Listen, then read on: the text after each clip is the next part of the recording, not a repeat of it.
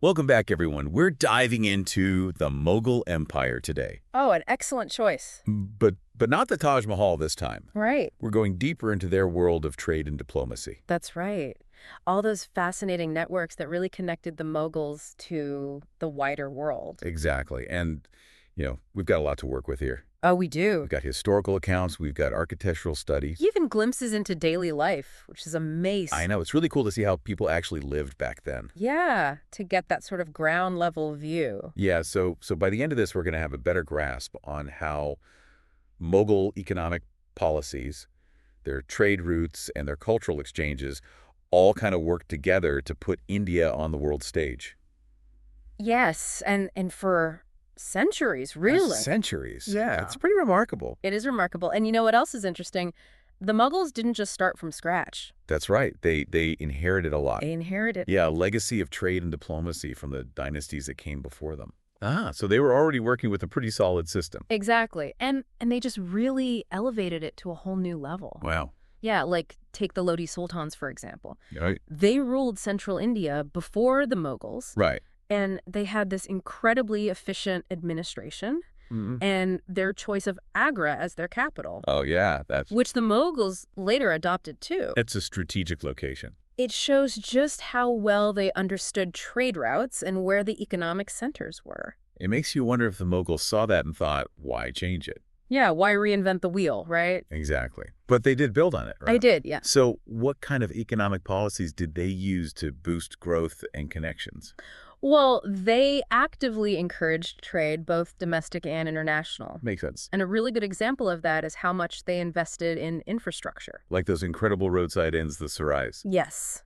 Exactly. Aren't those commissioned by emperors like Shah Jahan? Yes, and they weren't just places to sleep either. I was just thinking that they seem a bit more elaborate than just a place to crash for the night. Right. I mean, merchants traveling on these long trade routes needed places to rest, restock, and even conduct business. Makes sense. The sarais provided all of that, Right. but there's more to it than just practicality. Okay. These sarais, they were grand, impressive structures. Yeah. They were symbols of Mughal authority and wealth. Oh, I see. So it's a statement. Exactly. Like, imagine you're a merchant traveling for weeks, and then suddenly you see this magnificent caravanserai appear on the horizon. I'd be impressed. It's a powerful message. It shows stability. It says, hey, we're invested in these trade routes. Your investments are safe here. It's clever. Yeah, smart economics combined with just a little bit of imperial swagger. I like it.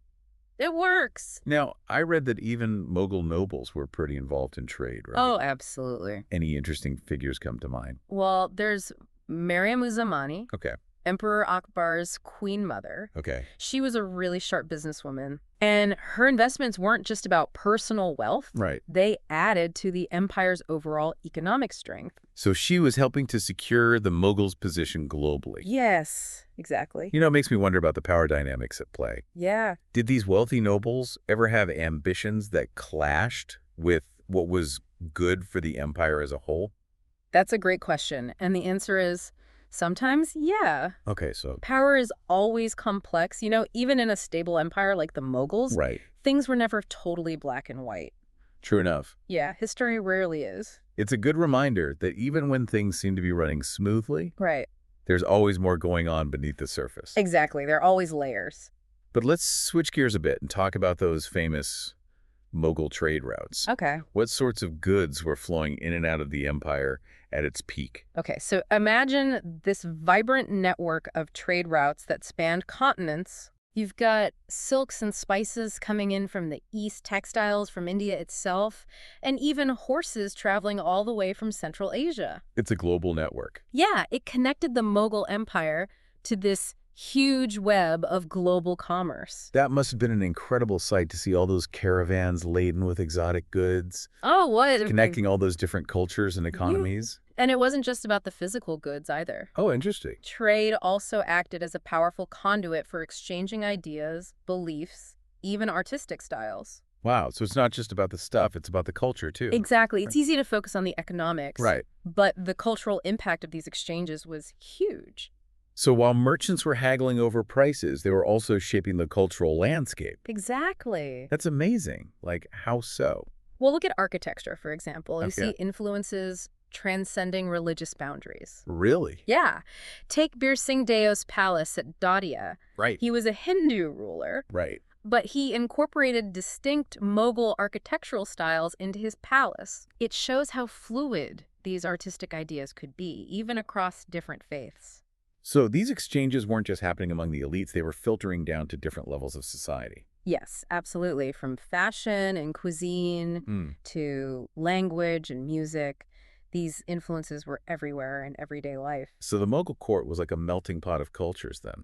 Exactly.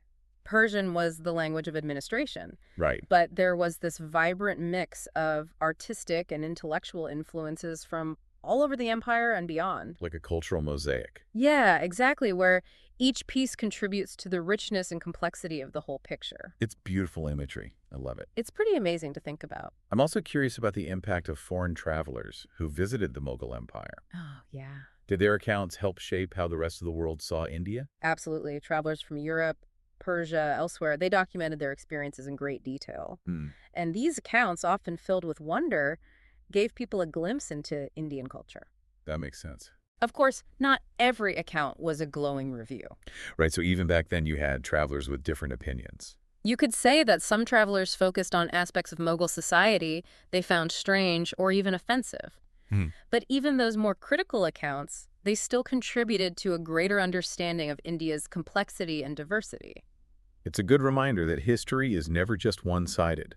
Exactly. But for those who were more receptive, those travel accounts must have sparked a real fascination with the Mughal Empire.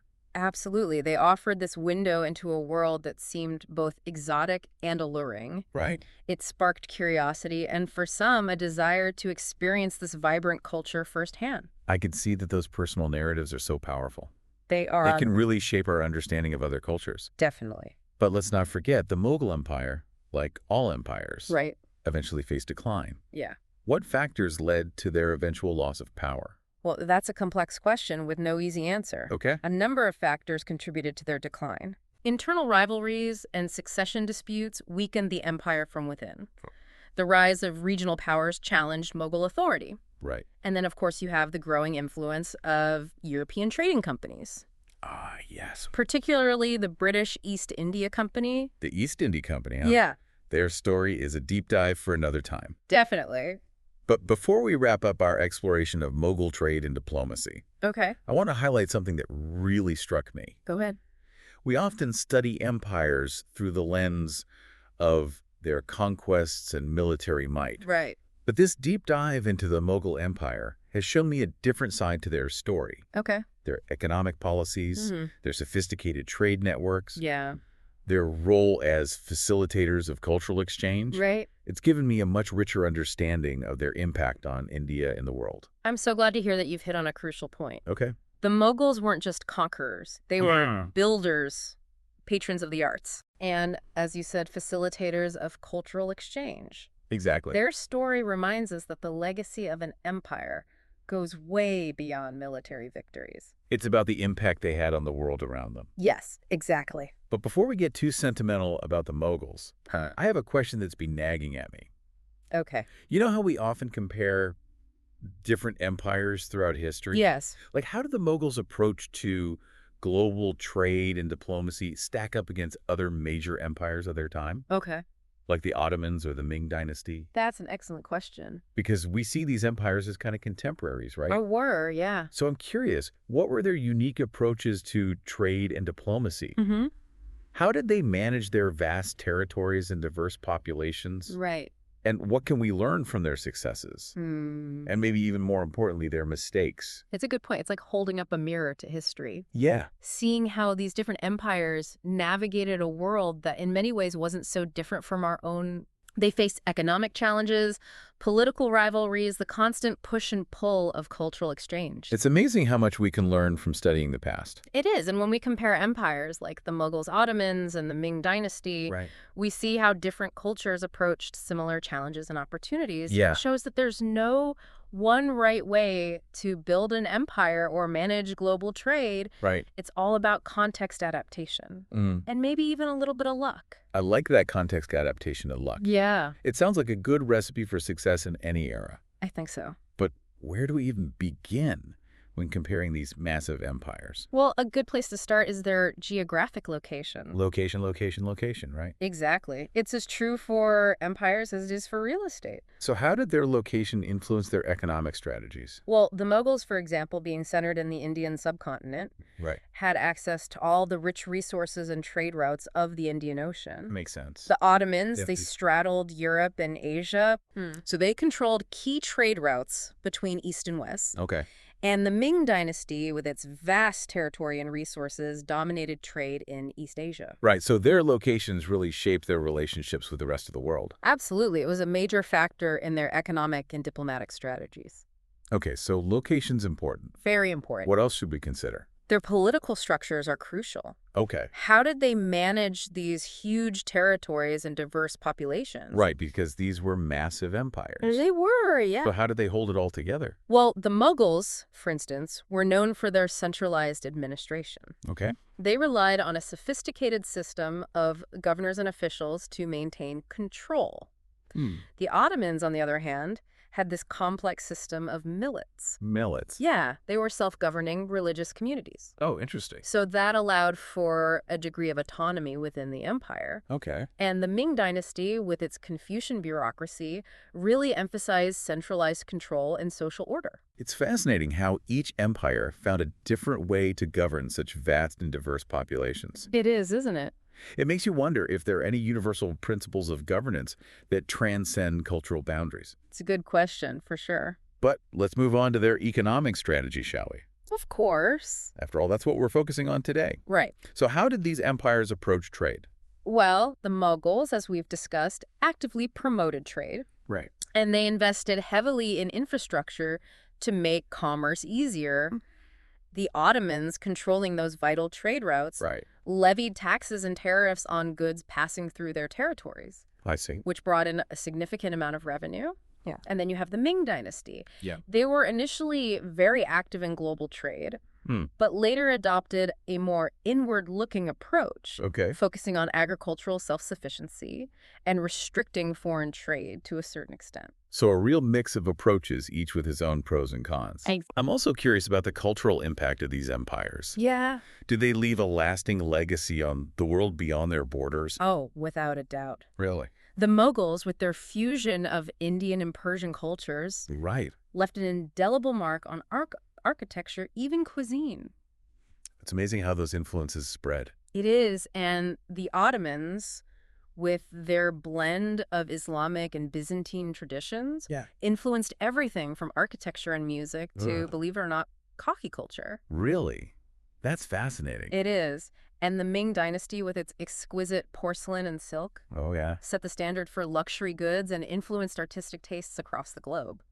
It's incredible to think how these empires, each in their own way, shape the world we live in today. It is. Their influence can be seen in our art, our architecture, our food, even our language. It's true. It really drives home the point that history is never truly past. Right. It's woven into the fabric of our present. Exactly. And by exploring those connections, by diving into the stories of empires like the Mughals, the Ottomans, and the Ming Dynasty, we get a deeper appreciation for the complexity and interconnectedness of human history. It's been an amazing journey so far. We've uncovered the intricacies of Mughal trade and diplomacy, We have. explored their profound cultural impact, Yes. and even glimpsed the grand tapestry of global trade in the early modern world. It's quite a story. It is. I feel like I've learned so much, Good. and I'm definitely inspired to keep exploring. That's the beauty of history. Yeah, It's an endless source of fascination and discovery. it really is. And as we've seen today, by diving deep into the past, we can gain valuable insights into our present Yes. and maybe even our future. Absolutely. Well said. Thank you. A huge thank you to you, our expert guide, for sharing your knowledge and insights with us today. My pleasure. And to you, our listener, thank you for joining us on this deep dive. Yes. Thank you. We hope you've enjoyed the journey as much as we have. We hope. Until next time, keep exploring, keep questioning, Yes. and keep those brains buzzing. Absolutely. It does make you wonder, right? Like, how did that work when you had these incredibly wealthy nobles? Right.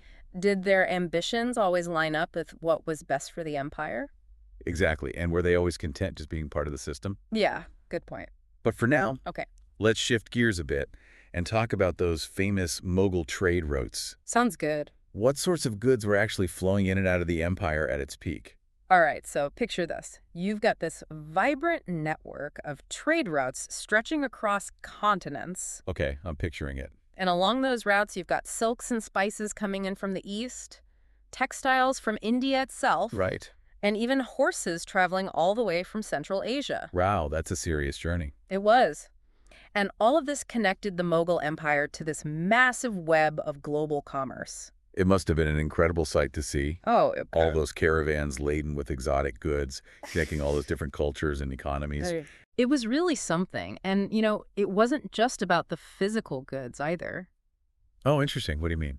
Well, trade also acted as this powerful conduit for exchanging ideas, beliefs, even artistic styles. Well, this wasn't just about the stuff. It was about the culture, too. Exactly. It's easy to get caught up in the economics of it all. Right. But the cultural impact of these exchanges was massive. So you're saying that while merchants were busy bargaining, they were also shaping the cultural landscape. Precisely. That's pretty amazing. Do you have any specific examples of that? Sure. Take architecture, for example. Okay. You see these influences that actually transcended religious boundaries. Really? Yeah, like consider Bir Singh Deo's palace at Dadia. Okay. Now, he was a Hindu ruler, Right.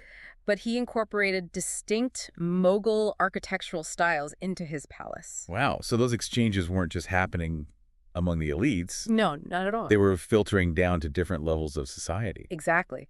From fashion and cuisine to language and music, these influences were everywhere in everyday life. So the Mughal court was like a melting pot of cultures then. You could say that. I like that. Yeah. Persian was the language of administration, of course. Right. But there was this vibrant mix of artistic and intellectual influences from all over the empire and even beyond. It's like what you said earlier, like a cultural mosaic, Yeah, where exactly. each piece adds to the richness and complexity of the whole. That's a great way to put it. Now, I'm also curious about the impact of foreign travelers who visited the Mughal Empire. Oh, yeah. Do we have any accounts from them?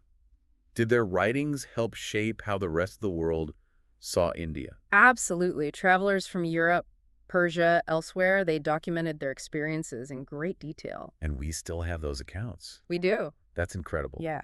And these accounts, they often had this sense of wonder, Right, like they were seeing something truly new. Exactly. And it gave people a glimpse into Indian culture.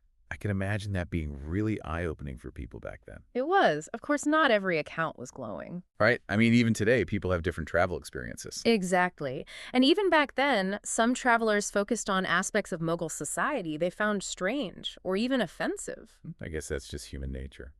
It is, but even those more critical accounts, they still added to our understanding of India's complexity and diversity. That's a good point.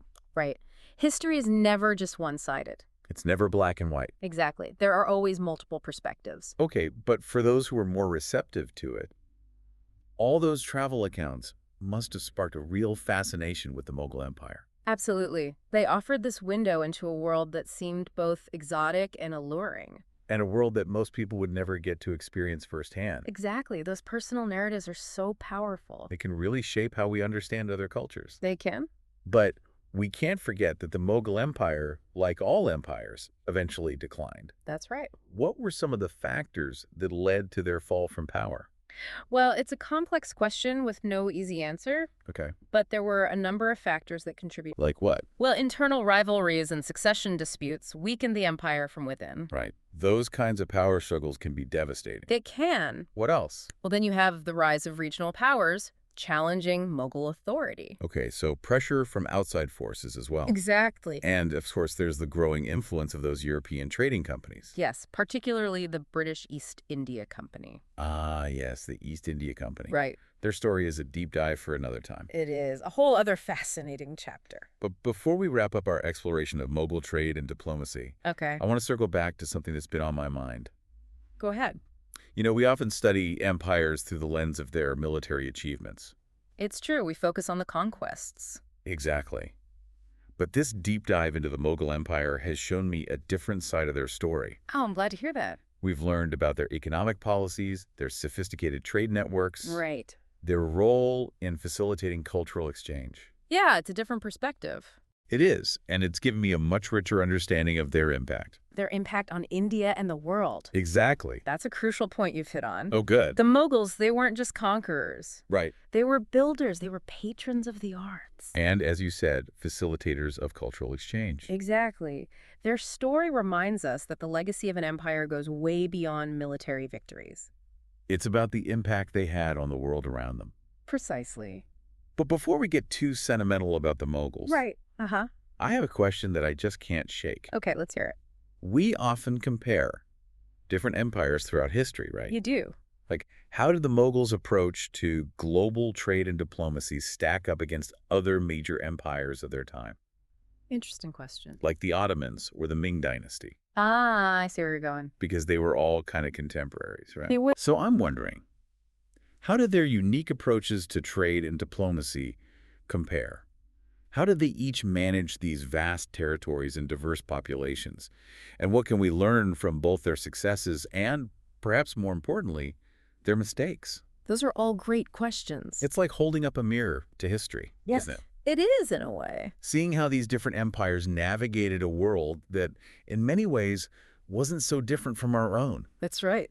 They faced economic challenges, political rivalries, and that constant push and pull of cultural exchange. It's true. They dealt with a lot of the same things we still grapple with today. It's amazing how much we can learn from studying the past. It is. And when we compare empires like the Mughals, Ottomans, and the Ming Dynasty, Right. we see how different cultures tackled similar challenges and opportunities. Yeah, and it shows that there's no one right way to build an empire or manage global trade, right?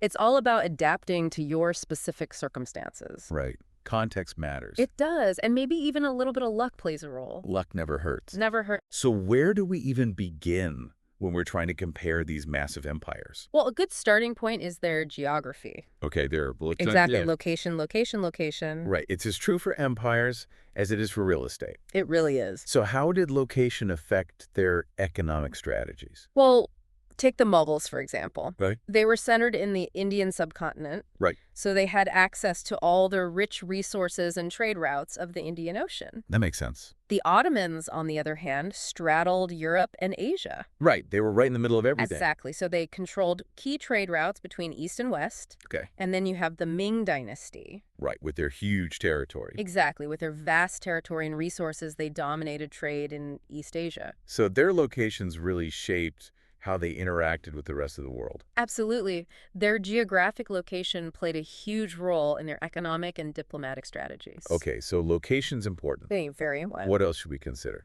Well, their political structures are crucial.